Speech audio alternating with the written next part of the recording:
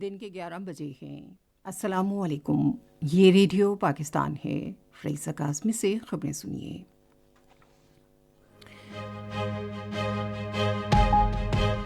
اہم خبروں کا خلاصہ۔ وزیر اعظم نے اقتصادی تعاون تنظیم کے رکن ملکوں اور بین الاقوامی برادری پر زور دیا ہے کہ وہ اسلام مخالف پروپیگنڈے کے خلاف قانونی دفاع کے لیے کام کریں۔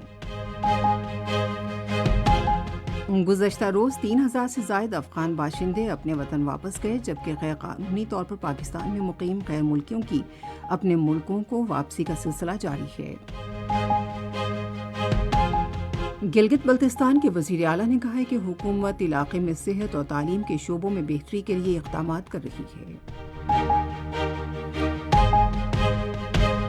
پاکستان اسٹاک ایکسچینج میں آج 900 سے زائد پوائنٹس کا اضافہ دیکھا گیا۔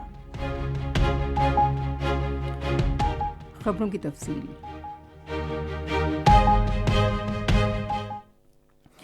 نگران وزیر اعظم انوار الحق کاکڑ نے اقتصادی تعاون تنظیم کے رکن ملکوں پر زور دیا ہے کہ وہ فلسطینی عوام پر مسلسل اور وحشیانہ بمباری پر اسرائیل کو جواب دہ ٹھہرانے کے لیے کوششیں تیز کریں۔ ازبکستان کے شہر تاشقند میں اقتصادی تعاون تنظیم کی 16ویں کانفرنس سے خطاب کرتے ہوئے انہوں نے کہا کہ اس تنازع کو اسلامی تعاون تنظیم اور اقوام متحدہ کی سلامتی کونسل کی قراردادوں کے مطابق حل کرنے کی ضرورت ہے۔ انوار الحق کاکڑ نے اقتصادی تعاون تنظیم کے رکن ملکوں کے رہنماؤں سے کہا کہ غزہ پر اسرائیل کی وحشیانہ اور بے رحمانہ بمباری قابل مذمت ہے۔ انہوں نے رکن ممالک پر زور دیا کہ وہ اسرائیل کو ان مظالم پر جواب دہ ٹھہرانے کے ساتھ ساتھ جنگ بندی اور انسانی امداد کی فراہمی کے لیے کوششیں تیز کریں۔ انوار الحق کاکڑ نے بھارت کے غیر قانونی زیر قبضہ جموں و کشمیر میں بھارتی مظالم سے بھی علاقائی رہنماؤں کو آگاہ کیا اور اقتصادی تعاون تنظیم کے رکن ممالک پر زور دیا کہ وہ کشمیری عوام کے حق خود ارادیت کے حصول میں ان کی حمایت کریں۔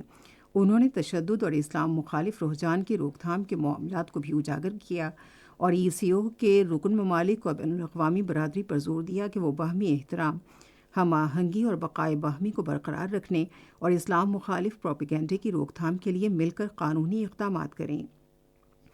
نگران وزیر اعظم انوار الحق کاکڑ ازبکستان کا 2 روزہ سرکاری دورہ مکمل کرنے کے بعد واپس اسلام آباد پہنچ گئے ہیں۔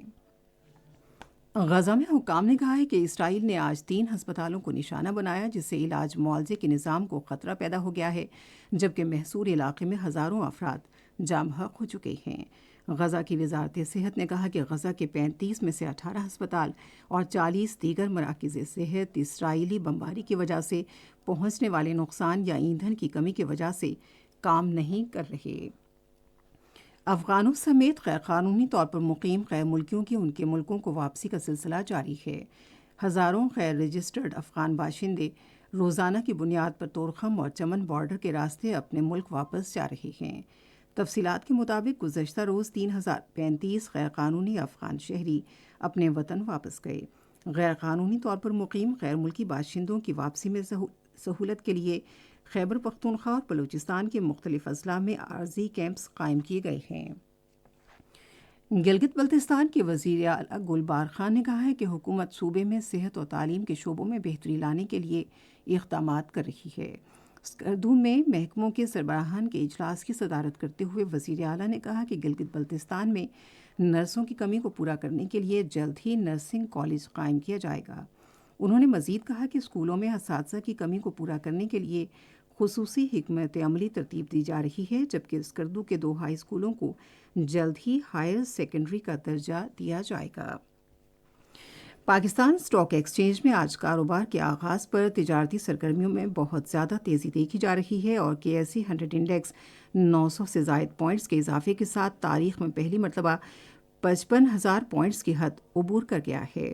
اسٹاک ایکسچینج میں گزشتہ چند ہفتوں سے زیادہ تر مثبت رجحان دیکھا جا رہا ہے، جو ملک میں معیشت اور تجارتی سرگرمیوں میں استحکام ظاہر کرتا ہے۔ کل جماعتی حریت کانفرنس نے بھارت سے مطالبہ کیا ہے کہ وہ اقوام متحدہ کی قراردادوں کے مطابق مسئلہ کشمیر حل کرنے کے لیے اقدامات کرے۔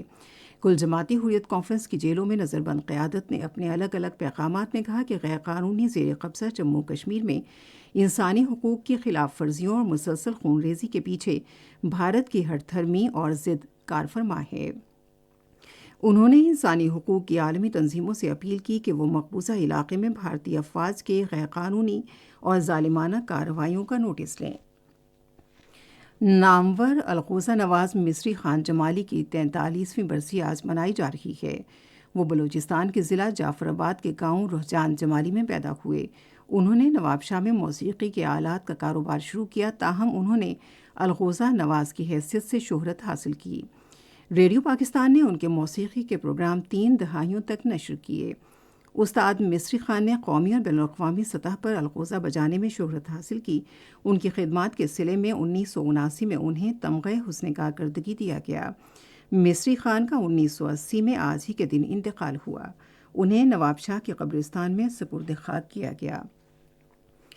ICC عالمی کرکٹ کپ میں آج احمد آباد میں جنوبی افریقہ اور افغانستان مد مقابل ہوں گے۔ میچ پاکستان کے معیاری وقت کے مطابق دوپہر 1:30 بجے شروع ہوگا۔ اس کے ساتھ ہی خبریں ختم ہوئیں۔ مزید خبروں اور تجزیوں کے لیے آئیے ہماری ویب سائٹ پر radio.gov.pk اور فیس بک کے link radio Pakistan news official پر براہ راست ویڈیو سٹریمنگ بھی ملاحظہ کیجیے۔